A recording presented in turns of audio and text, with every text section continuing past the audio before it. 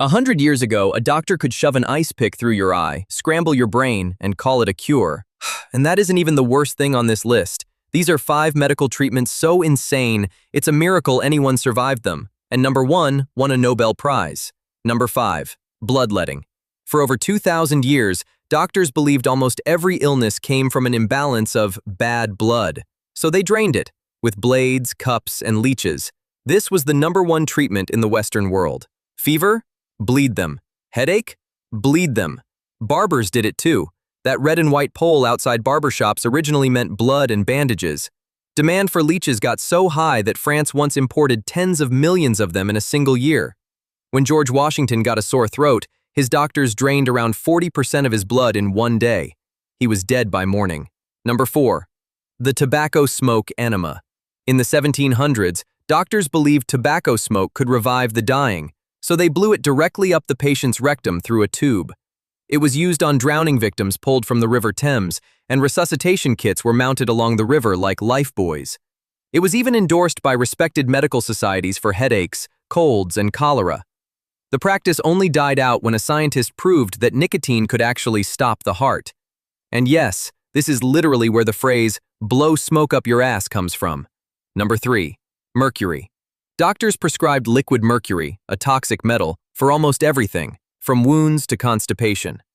Abraham Lincoln took mercury pills for his mood until he quit because they made him angry.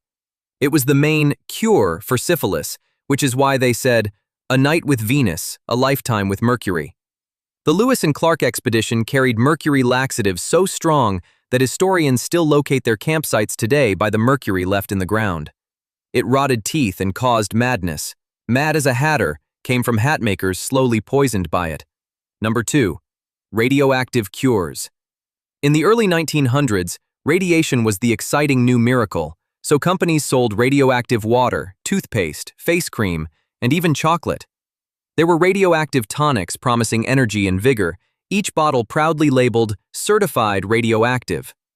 A wealthy man named Eben Byers drank one every single day to feel stronger. Over time, his bones began to rot, and his entire jaw had to be surgically removed before he died. The factory women who painted glowing radium onto watch dials had their jaws crumble too. Byers was buried in a lead-lined coffin. And number 1, the worst, the lobotomy. To cure mental illness, a doctor named Walter Freeman would hammer an ice pick through the top of the eye socket into the brain and swirl it around to destroy the frontal lobe. It took about 10 minutes, often with no sterilization, and he charged as little as $25. He toured the country performing them out of his own van, which the press nicknamed the Lobotomobile. He did this to around 3,000 people, including Rosemary Kennedy, sister of a future president, left unable to walk or speak for the rest of her life. And the man who invented the procedure won a Nobel Prize for it. Here's what unsettles me. None of these were done by quacks hiding in the shadows. They were the top doctors of their time, praised, awarded, and trusted completely.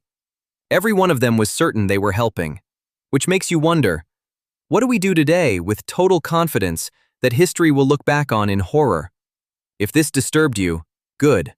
Like, subscribe, and tell me which one got you the most. See you in the next one.